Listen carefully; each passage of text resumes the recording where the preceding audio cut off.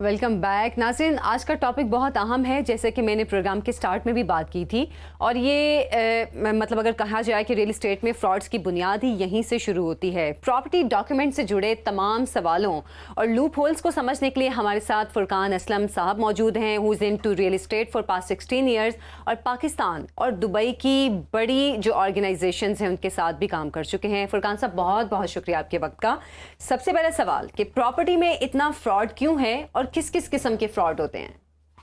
जी बहुत शुक्रिया, सुनो टीवी ने मुझे इनवाइट किया और बहुत ज़बरदस्त ये प्लेटफॉर्म है जहाँ पे आवाम को, कॉमन मैन को बेसिकली सारा एक्सपोजर मिल रहा है रिलेटेड टू रियल एस्टेट। तो बड़ा वैलिड क्वेश्चन है आपका। बेसिकली प्रॉपर्टी में जो फ्रॉड है मैं समझता हूँ होना नहीं चाहिए, क्योंकि पाकिस्तान में इतना पोटेंशियल मौजूद है कि यहाँ पे इतनी ग्रोथ हो सकती है, क्योंकि ये सारा डेवलप होने वाला है। सो प्रॉपर्टी में जो बेसिकली डॉक्यूमेंटेशन है, दैट्स वेरी इंपॉर्टेंट। कोई भी ट्रांजेक्शन की जाती है उसके लिए इंतहाई ज़रूरी है कि आपको जिससे आप प्रॉपर्टी परचेज़ कर रहे हैं, वो कोई हाउसिंग सोसाइटी है, वो कोई अदारा है, वो कोई अथॉरिटी है, उनसे आपके पास वो सारी टर्म्स एंड कंडीशंस मौजूद होनी चाहिए जिस टर्म्स पे आप अपनी प्रॉपर्टी बाय कर रहे हैं। अब उसमें बेसिक्स जो हैं वो मैटर ये करती हैं कि सबसे पहले तो आपको ये पता होना चाहिए कि सेल परचेज एग्रीमेंट क्या है। अगर आप किसी हाउसिंग प्रोजेक्ट से एक प्रॉपर्टी बाय कर रहे हैं तो उसका प्रोसेस क्या है, कौन सा फाइनल डॉक्यूमेंट है जो आफ्टर पोजेशन आपको मुहैया किया जाता है। कुछ सोसाइटीज़ अलॉटमेंट देती हैं, अलॉटमेंट के बाद रजिस्ट्री होती है, इंतकाल होता है, ठीक है। उससे पहले जो प्रोसेस होता है जिसमें आपके पास रिसीप्ट्स होना बहुत ज़रूरी है कि वो रिसीप्ट्स आपके पास मौजूद हों जो ट्रांजैक्शन आपने की हुई है बिटवीन द सोसाइटी या बिटवीन द टू पार्टीज़, और वो सारे स्टेप्स जो हैं वो स्टेप बाय स्टेप आपके पास मौजूद होने चाहिए। तो डैट विल बी के इफेक्टिव कि आप बिल्कुल स्क्रैच से लेके, यानी कि आपकी जो एक रिसीट से लेके जो अलॉटमेंट और अलॉटमेंट के बाद रजिस्ट्री तक का जो स्टेप है वो आपने सारा कंप्लीट किया हो, ताकि आप अपने आप को सिक्योर कर सकें। सही। तो फुरकान, इसमें ये भी बताएं कि अभी ये आपने कहा कि जो भी ट्रांजैक्शंस हो उनकी रिसीट्स आपके पास हो, दैट्स फाइन। अब उसके अंदर शुरू में ये सोसाइटीज़ ओपन लेटर्स भी देती हैं, क्या इसकी वजह से ज़्यादा चांसेस होते हैं फ्रॉड होने के? बिल्कुल होते हैं। और मैं आपको ये बताना चलूँ कि देखें, ओपन लेटर पे तो कोई ट्रांजैक्शन या कोई प्रॉपर्टी बाय की ही नहीं जाती। आप हमेशा जब भी कोई प्रॉपर्टी बाय करते हैं तो आपके साथ एक सेल परचेज़ एग्रीमेंट होना चाहिए। होता क्या है, मोस्टली जो सोसाइटीज़ कर रही हैं, जो अक्सर मैं समझता हूँ कि क्लाइंट्स को भी अवेयरनेस नहीं है कि उनके हकूक़ क्या है। उनको चाहिए कि वो इस पे देखें, प्रॉपर्टी जिसने भी लेनी होती है वो अपनी जमा पूंजी से लेता है, एक एफर्ट करके पैसे आपने इकट्ठे किए होते हैं, या आप एक अपने ख्वाब जो है उसको मैच्योर करने जा रहे होते हैं। सो आपको चाहिए होता है थोड़ा सा आप इस पर रिसर्च करें। आप प्रॉपर जो कि हमारा LDA है, हमारा GDA है, हमारा CDA है, कोई भी अथॉरिटी है, उनके पास जाके वन विंडो सेल है, वहाँ से प्रॉपर इन्फॉर्मेशन लें, प्रॉपर वेरिफिकेशन करवाएं। फिर हाउसिंग प्रोजेक्ट्स हैं, उनके सोसाइटी ऑफिसेज होते हैं, उनसे जब तक वो सेटिस्फाई ना हो तब तक प्रॉपर्टी बाय नहीं करनी चाहिए। अच्छा। अब बुकिंग फॉर्म जो है, बुकिंग फॉर्म पे अक्सर सोसाइटीज़ जो हैं वो प्रॉपर्टी की ट्रांजैक्शन कर देती हैं। अब बुकिंग फॉर्म इज़ नथिंग, उसमें सिर्फ ये होता है कि आपका नाम क्या है, नॉमिनी कौन होगा, एड्रेस क्या, कॉन्टैक्ट नंबर क्या है, दैट्स इट। और पीछे कुछ टर्म्स लिखी होती हैं जो कि हाउसिंग प्रोजेक्ट्स के अपने फेवर में होती हैं, ना कि क्लाइंट के फेवर में होती हैं। सो ये बड़ा ज़रूरी है कि प्रॉपर सेल परचेज एग्रीमेंट किया जाए। अच्छा फुरकान साहब, कराची में चाइना कटिंग वाला मामला हम सबको याद है। गैर कानूनी ज़मीनें हज़ारों मासूम लोगों की ज़िंदगी भर की जमा पूंजी को डुबोया था उसमें। और इस मामले में आप क्या देखते हैं कि जांच पड़ताल ना करना हमारी नालायकी का सबूत है या जांच पड़ताल करना एक मुश्किल अमर है? हाँ जी बिल्कुल। देखें, जिस तरह मैंने अभी अर्ज़ किया कि वेरिफिकेशन इज़ वेरी इंपॉर्टेंट और कोई मुश्किल अमल नहीं है। जो कंसर्न अथॉरिटी है आप उसके पास जाएं, उसके पास वेरीफाई हो। अब जैसे LDA की मैं आपको एग्जांपल देता हूँ। LDA ने यहाँ पर QR कोड इशू कर दिया है। आप वो QR कोड स्कैन करें, आपको पता चल जाता है किस हाउसिंग प्रोजेक्ट के पास कितनी लैंड अवेलेबल है। आपको जो वो दिया जा रहा है प्लॉट, वो उस लैंड में अवेलेबल भी है कि नहीं है, ठीक है, और अप्रूव लैंड कितनी है। सो वेरीफाई करने के लिए हमारे पास मौजूद है। लेकिन होता ये है हमारे यहाँ पे कि भेड़ चाल है।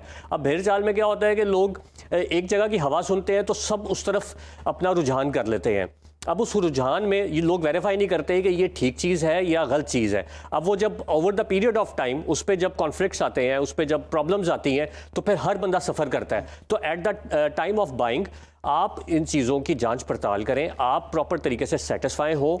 जब तक सेटिस्फाई ना हो अपना पैसा ना डालें। यानी कि आपके कहने का मतलब है कि अगर मैं लाहौर में कोई प्रॉपर्टी खरीदती हूँ तो इसके लिए QR कोड के जरिए मैं वेरिफिकेशन करूँ उस प्रॉपर्टी की? बिल्कुल करें, और एलडीए में वन विंडो सेल है, आप वहाँ जाएं, आप वहाँ जाके करें वेरिफिकेशन। आपको सारी और सबसे बढ़ के डिजिटल दौर है, एलडीए की वेबसाइट पे सारी डिटेल्स मौजूद है, आप वो सारी डिटेल्स वन क्लिक अवे हैं, आप उनसे अवेयरनेस हासिल करें। तो यहाँ पे फुरकान तो ज़्यादा मसला तो आता है ना कि जो आम बायर है वो तो उसको लगता है कि काफ़ी ज़्यादा पेचीदा मसला है, तो उसने तो उसके पास जो एक्चुअली में वन विंडो सोल्यूशन है वो तो उसके करीब तरीन रेफरेंस का कोई ना कोई प्रॉपर्टी डीलर है। तो क्या आपके ख्याल में प्रॉपर्टी डीलर्स को के ऊपर कोई बेहतर ट्रेनिंग का कोई सिस्टम नहीं होना चाहिए, या फिर उनके पास कोई ज़ाब्ते और रूल्स के मुताबिक वो चलें ताकि वो लोगों को अवेयरनेस भी दें, साथ साथ प्रॉपर ड्यू प्रोसीजर भी फॉलो करवाएं? हाँ जी बिल्कुल, इसका एक प्रॉपर प्रोसीजर होना चाहिए। जैसे मैं आपको एग्जांपल देता हूँ, हम जब दुबई में काम करते थे, सो इतना प्रोफेशनल किस्म का वहाँ पे डायनामिक्स होते हैं कि आप अपने जो रियल एस्टेट ब्रोकर्स होते हैं उनको प्रॉपर ट्रेनिंग करते हैं अपनी प्रोडक्ट से रिलेटेड, अपनी जो कि वेरिफिकेशंस होती हैं उससे रिलेटेड, आपने प्रोडक्ट को सेल क्या करना है, उसके कौन कौन से एस्पेक्ट्स हैं जिनको क्लाइंट तक पहुंचाना है। हमारे यहाँ पे ये होता है, डेवलपर्स एक प्रोडक्ट निकालते हैं, वो प्रोडक्ट डीलर को दे देते हैं और डीलर आगे क्लाइंट को देता है। वो अपनी थोड़ी सी दिहाड़ी के लिए वो क्लाइंट को एक ऐसे ऐसे ख्वाब बता देता है, हाफ इन्फॉर्मेशन देता है, जिस तरह कहते हैं कि half information is always you know कि ख़तरनाक होती है। सो कहने का मकसद ये है कि प्रॉपर इन्फॉर्मेशन ही नहीं दी जाती। अब वो डीलर्स को तो सिर्फ ये चाहिए कि मेरी जो कमीशन है वो मैं इसमें से बना लूँ। अब उसमें क्लाइंट और जो डेवलपर का ताल्लुक है वो इंतहाई इंपॉर्टेंट है, लेकिन उसके दरमियान वो जो लिंक करने वाला जरिया है उसकी ट्रेनिंग नहीं है। हमें ये चाहिए कि वो जो डेवलपर्स हैं वो उनकी प्रॉपर ट्रेनिंग करें, वो उनको बताएं कि क्या क्या एस्पेक्ट्स हैं, क्या क्या चार्जेस हैं, क्या क्या वेरिफिकेशन प्रोसेस है, क्या क्या डॉक्यूमेंटेशन प्रोसेस है, ताकि क्लाइंट को वो सेटिस्फाई करें। अच्छा, तो फुरकान, आपने क्या दुबई में भी इस तरह के फ्रॉड्स कभी सुने हैं जिस तरह कि हम पाकिस्तान में देखते हैं प्रॉपर्टी से रिलेटेड, या ख़ास तौर पर अगर कोई एक प्लॉट खरीदता है तो उसको पता चलता है बाद में कि इस प्लॉट के तो 3-4 मालिक हैं, मतलब बहुत सारे फ्रॉड्स हैं। मैंने एक मिसाल दी, क्या दुबई में भी इस टाइप के फ्रॉड्स होते हैं? देखिए जी, दुबई में बेसिकली जब स्टार्ट हुआ, क्योंकि रियल एस्टेट का बूम आया बैक इन 2001 टू 2007, वो एक अमेजिंग बूम था। उसमें उनके पास ना सिस्टम था, ना कोई प्रॉपर किस्म का उन्होंने तैयारी की हुई थी, तो ऑब्वियसली प्रॉब्लम्स आई।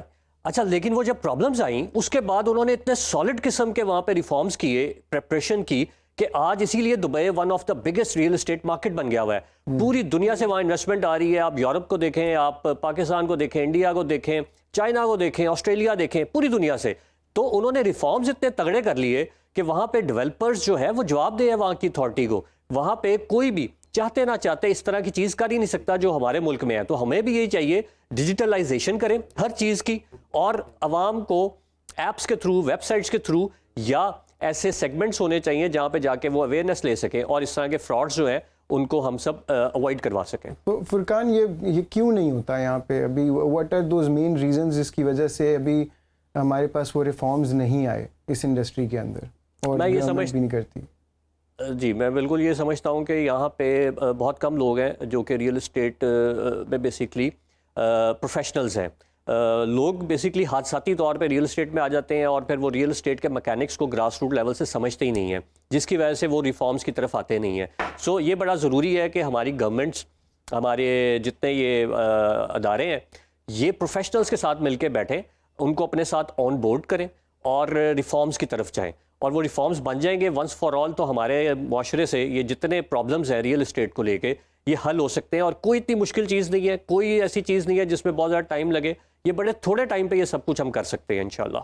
तो फुरकान, किस तरह के reforms, what are those 1 2 3 4 5 things जो बड़ी ज़रूरी हैं इस टाइम पे रियल एस्टेट में? आपने कहा पहले भी कि पोटेंशियल बहुत है, we just need to actualize that potential, तो वो रिफॉर्म्स के ज़रिए ही होगा। तो वो कौन सी चीज़ें हैं जो यहाँ पे आएँ तो आपके ख्याल में फ़ौरन बेहतरी आ सकती है?